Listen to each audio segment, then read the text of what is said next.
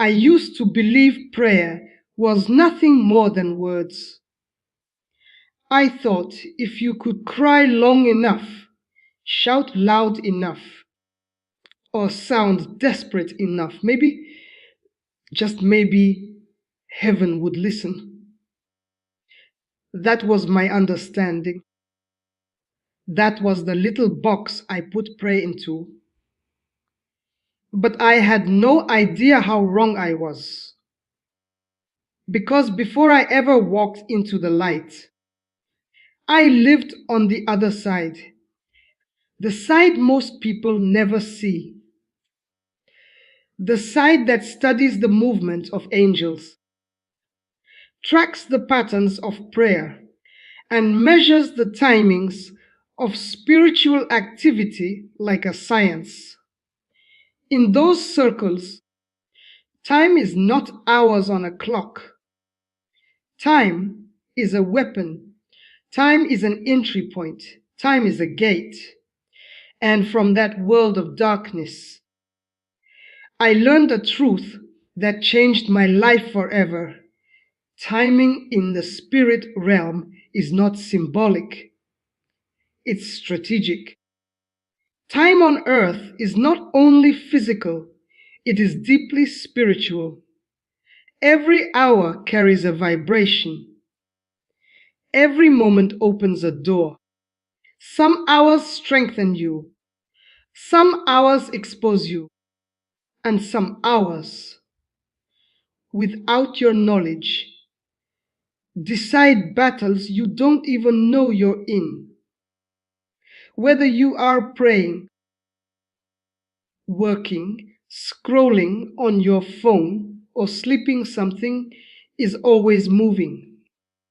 Something is always shifting. Something is always responding, either for you or against you.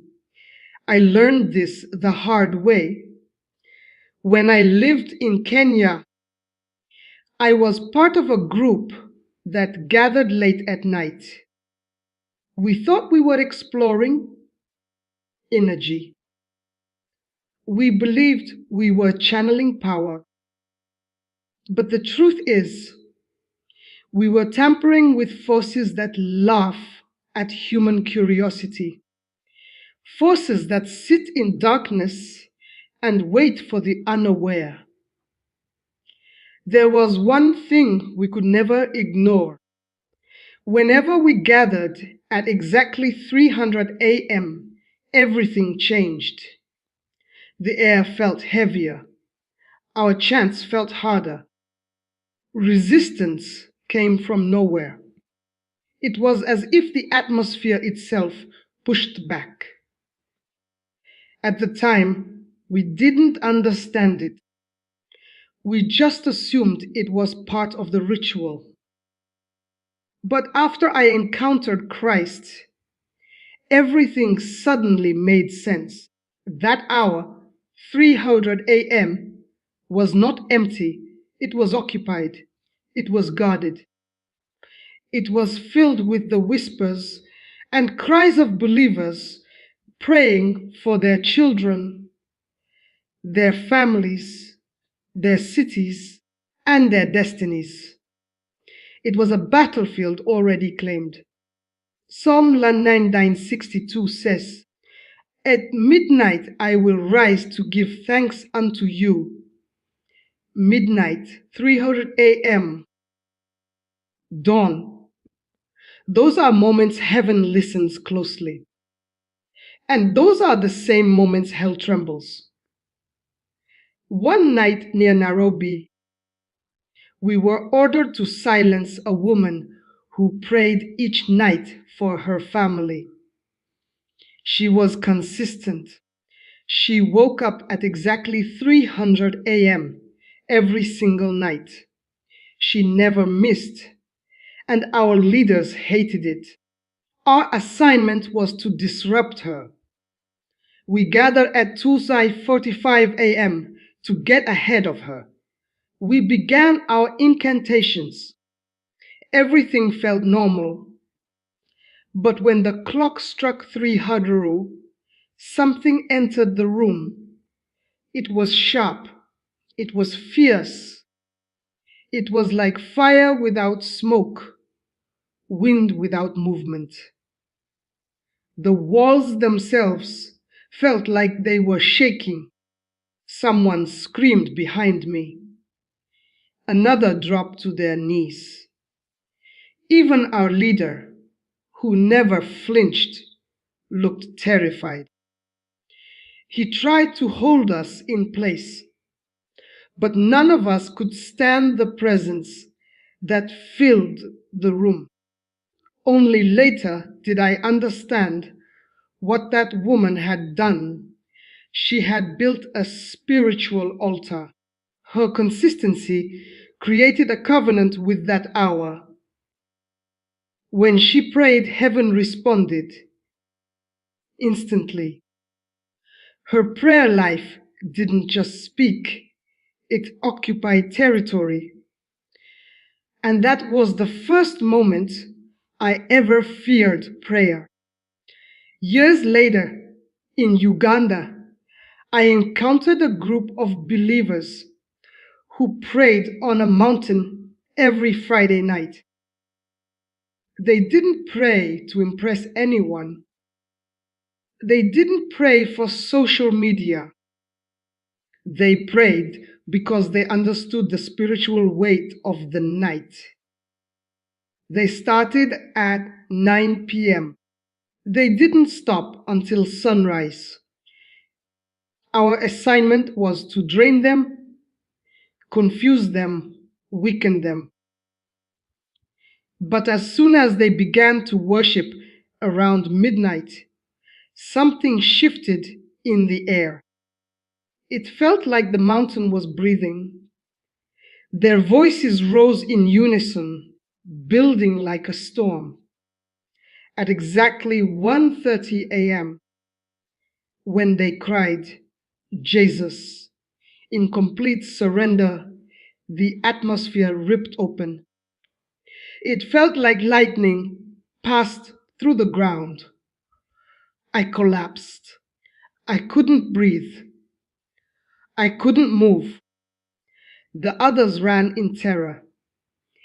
And in that moment, I realized the night does not belong to darkness. The night belongs to those who pray. Most people sleep through the early hours, unaware of what happens in the spiritual realm. But heaven is awake. Angels are moving. Assignments are being released. And destinies are being written.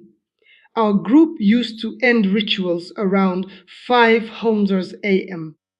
because that was the hour where light begins to replace darkness. We called it the changing of the guard. One morning, we targeted a young man who prayed before leaving for work. At exactly 500 a.m., he would kneel beside his bed and whisper, "Lord, go before me." He didn't shout. He didn't beg. He simply trusted. We tried to block his path. But everything we tried collapsed. The more we tried to shut doors, the more doors opened for him. Opportunities became rivers. Favor followed him everywhere. That's when I finally understood Proverbs 8:1 Cincy. Those who seek me early shall find me. That young man wasn't strong because he prayed long. He was strong because he prayed early. There are gates in the day that people never talk about. Noon is one of them. It is a moment of exposure when sunlight reveals what darkness hides. In my old life, we released curses at noon because the sun made hidden things visible. But one woman in our town prayed quietly at noon every day. She didn't yell. She didn't scream. She simply whispered. And within weeks, everything that was done against her fell apart. Her noon prayer exposed our operations. Psalm 91 even acknowledges the destruction that wastes at noonday. Noon has its own battles. And then there is the evening gate, the hour when the day shifts into night. Between 6 p.m. and 7 p.m., most people relax. They scroll their phones. They unwind. They disconnect. But spiritually, that is the time when the gate of the night opens. We once targeted a pastor who always prayed before his evening service. When he lifted his voice, I saw bright figures, angels standing behind him. His words turned into flames carried by the wind. Everything we attempted against him fell apart instantly. That was the moment I knew the truth. Whoever owns the hour controls the battle. Eventually, I surrendered my life to Christ. Not because I was afraid of darkness, but because I finally understood the power of light. I understood that time itself bows before God. That prayer is not speaking into the air. It is building a fortress in the unseen world.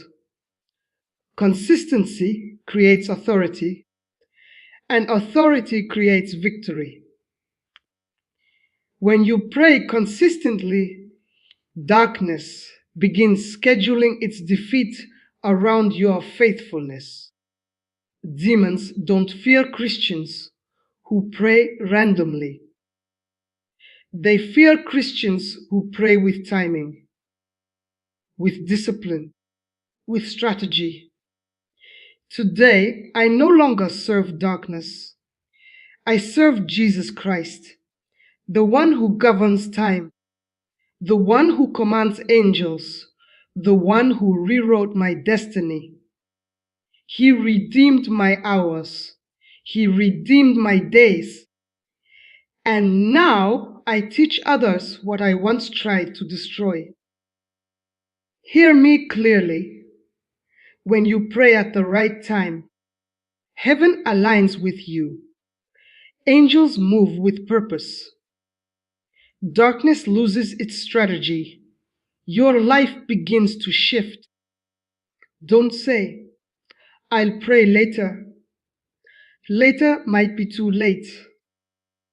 Guard your time, and you will guard your destiny. Because in the unseen realm, timing is power. And prayer is the key that turns it. Father, teach us to number our days. Teach us to recognize our hours. Wake up every sleeping warrior. Strengthen every weary heart.